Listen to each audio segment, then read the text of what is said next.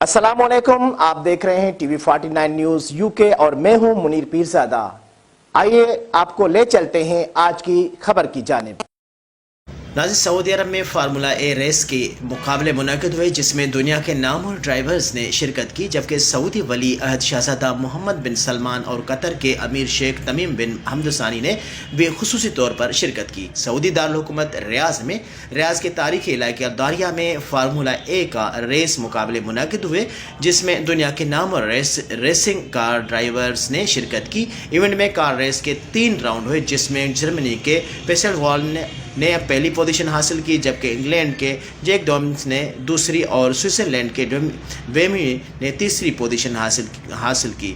Formula ए के मुकाबलों के देखने के लिए सर्वसी वली अहद शहज़ादा मोहम्मद बिन सलमान और कतर के अमीर शेख तमीम बिन हमद ने खुसूसी तौर पर शिरकत की, जबकि जीतने वाले ड्राइवर्स को सऊदी वज़ीर स्पोर्ट्स ने इनामात दिए। इख्तितामी तकरीब में आतिशबाजी का शानदार मुज़ाहरा भी किया गया।